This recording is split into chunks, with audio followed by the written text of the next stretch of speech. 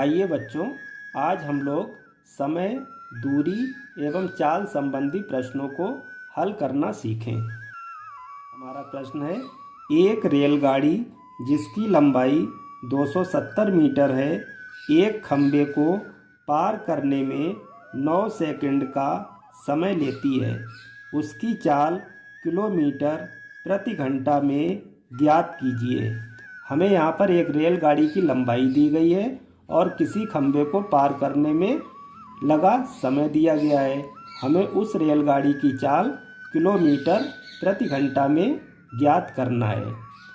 ऐसे प्रश्नों को हल करने के लिए हमें यह ध्यान रखना होता है कि जब कोई रेलगाड़ी किसी खंभे को पार कर रही होती है तो अपनी लंबाई के बराबर ही दूरी तय करनी पड़ती है।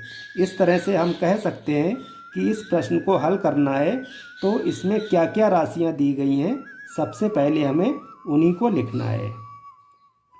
यहाँ देखें,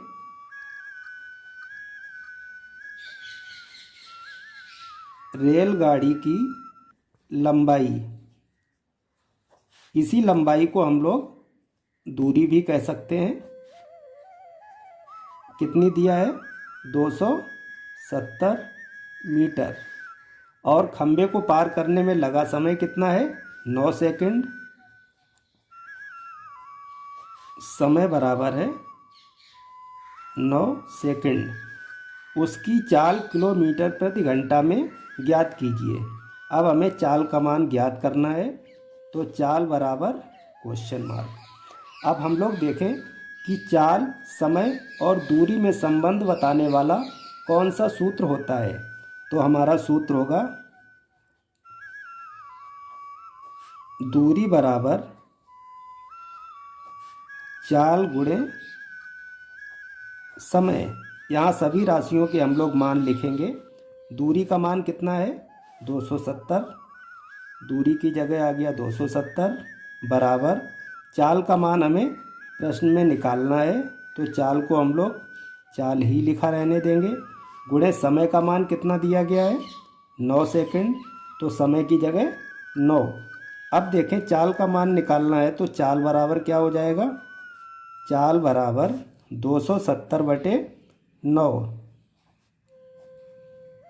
9 से 270 हम लोग काटेंगे। 9 एकम 9, 9 तियाँ 27 और 0। तो चाल का मान हमारा निकल कर आया 30 मीटर प्रति सेकंड। अब ये जो चाल का मान निकल कर आया है ये मीटर प्रति सेकंड में है, जबकि प्रश्न में हमें चाल किलोमीटर प्रति घंटा में पूछी गई है। आइए हम लोग मीटर प्रति सेकंड को किलोमीटर प्रति घंटा में बदलते हैं।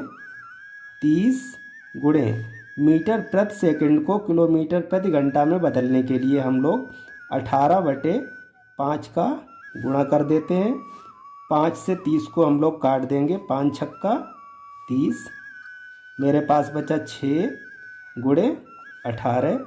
6 का गुणा अगर हम लोग 18 में करेंगे तो 18 छक्का 108।